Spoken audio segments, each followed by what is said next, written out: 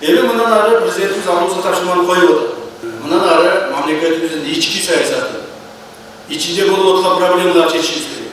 Бардыгыбыз күчүбүздү, акылыбызды, профессионалдуулугубузду, билимибизди, жөндөмүбүздү жана иш тажрыйбабыздын бардыгын ушул мамлекетибизде жашаган элдердин проблемасын чечүүгө жумшашыбыз керек деп тапшырманы коюп. Мына ушул тапшырманы аткарышыбыз керек. Ошонун үстүндө иштеп атабыз. Мен ишеничтемин, ишеничтүү айтам. Бул тапшырманы биз аткара алабыз жана аткарабыз. Бул жанагы башында айтып өткөн тышкы проблемалардан көрө өтө жеңил аткарыш. Муну аткарыш үчүн эмне керек? Муну аткарыш үчүн биздин жетекчилердин эрки гана керек. Жетекчилердин гана эрки керек. Мамлекетте канча бир жетекчи бар. Да, мамлекетибизде ошо бир жоопкерчилик жетекчилер бир 300-400 болсо, ада бардык жетекчилер менен бириккенде бир 1000 адам, 2000 адамдын гана иши. Ошол 2000 адам жакшылап иштеп бере турган болсо мамлекетибизде тартипте болот, мыйзамда орнойт, элибизде жакшы жашайт, мамлекетибиз күч-кубаттуу да болуп өсөт.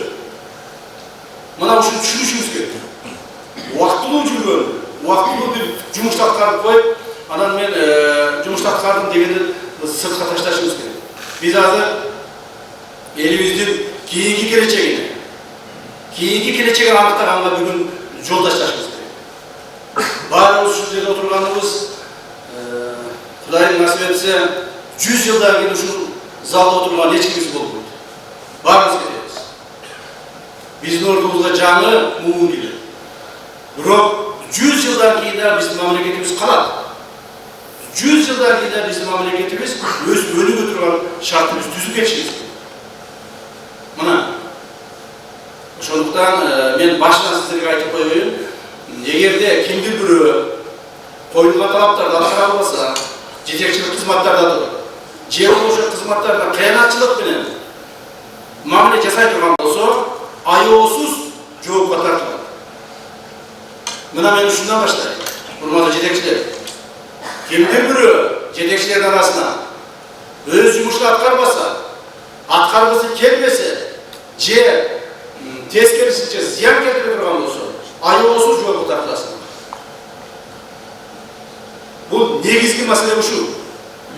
Экинчи маселе, ким жумушун жакшы аткарса, ким мамлекеттик аккөңүлдөн кызмат кылса, берилгендик менен мамлекеттин келечегине ишенип аракет кылса, ал кызматкерлерди, ал биздин мамлекет кызматкерлерди президентибиз тарабынан да, жетекчиликтер тарабынан сыйланасыңар, сыпатталасыңар, сыйдуу адамдардан болосуңар. Мына ушул эки нерсенин бирөөнү тандап алышыбыз керекпиз. Мурдагыдай илең салаң болуп, эптеп илешип, эптеп күн өткөрүп, анан 5 тыйын алып коюп, анан ушу кызматтын аркасынан байып, кызматтын аркасынан мен ушундай жакшы жашап, тим эле баарын камсыз кылам деген оюңардан кайтып жана андай болбойт мындан ары. Мындай болбойт. Баягы үйлөнүп калган адаттан кайтышыбыз керек. Кыргызда бирок айтып коет. Үйлөнгөн адат калабы, уйга жүргөн салабы. Жок, андай эмес. Эгерде кимдир бирөө үйлөнгөн адаттан калбай турган болсо, жүргөн салбайбыз биз. Кишен салабыз.